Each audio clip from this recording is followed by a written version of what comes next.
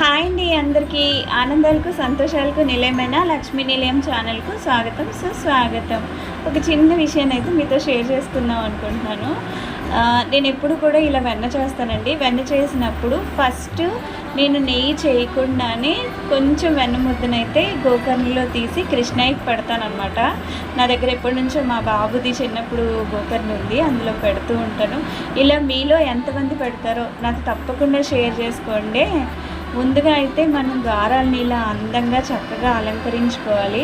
అంటే మీ అందరికీ తెలిసిందేలేండి, ఆ అమ్మవారు ఎప్పుడు పూలల్లో పాలల్లో పసుపు గడపల్లో ఉంటారని ఒక పాట కూడా ఉంది కదా అండి.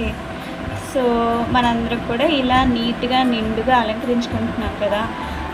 మనం అలంకరించుకుంటుంటే మనకి చాలా హ్యాపీగా అనిపిస్తుంది. ఏమంటారు? అంతే కదా అండి. సరే, మరి నా వీడియోని అయితే స్కిప్ చేయకుండా ఫైనల్ లాస్ట్ వరకు చూడండి. స్కిప్ చేయొద్దు దయచేసి కొన్ని విషయాలు. సో నా వీడియోని అయితే మీ అందరూ చూస్తూ ఉండండి.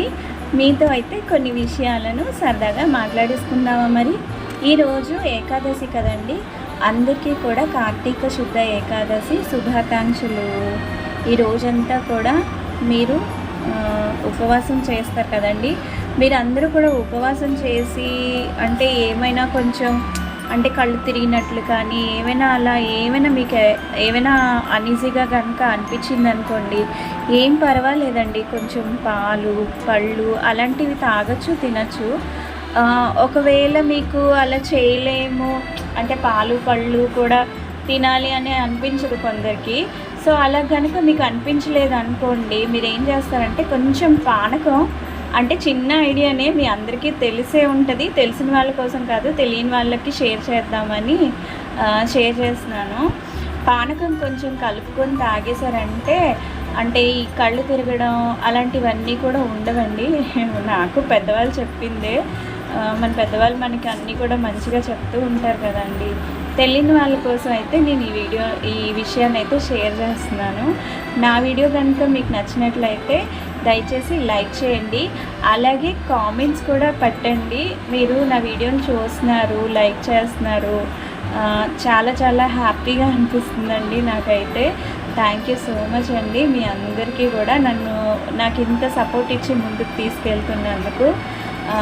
సరే, అయితే ఇప్పుడు ఏకాదశి విశేషాల గురించి సరదాగా మాట్లాడుకుందాం. మరి ఆషాఢ శుద్ధ ఏకాదశి నాడు యోగ నిద్రలోకి ఉపక్రమించిన విష్ణుమూర్తి కార్తీక శుద్ధ ఏకాదశి నాడు నిద్రలేస్తారని చెప్తారు.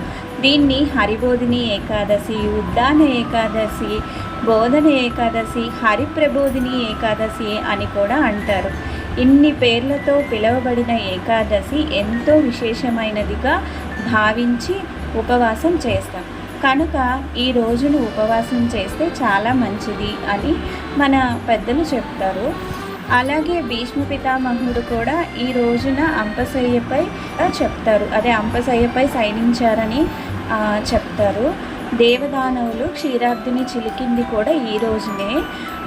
తరువాత వచ్చే ద్వాదశిని చిలుకు ద్వాదశి అని కూడా అంటారు. అలాగే నారాయణుణ్ణి ధాత్రి నారాయణుడుగా కూడా పిలుస్తారు. విష్ణువును ఉసిరి చెట్టుగా భావించడానికి కారణం, ఉసిరి చెట్టులో సాక్షాత్తు శ్రీ మహావిష్ణువు నివసిస్తాడని హిందూ పురాణాలు చెప్తున్నాయి. ప్రత్యేకంగా ఈ కార్తీక మాసంలో ఆయన ఉసిరి చెట్టుపై ఉంటారని నమ్మకం. లక్ష్మీదేవికి ఎంతో ఇష్టమైనదిగా ఈ ఉసిరి చెట్టును లక్ష్మీదేవికి ఎంతో ఇష్టమైనదిగా భావిస్తారు. కనుక ఈ ఉసిరి చెట్టును ధాత్రి నారాయణుడుగా కూడా పిలుస్తారు. అందుకని విశేషించి ఈ ద్వాదశి నాడు తులసీధాత్రి కళ్యాణం జరుపుతారు. సో ఇదండి ఏకాదశి విశేషాలు.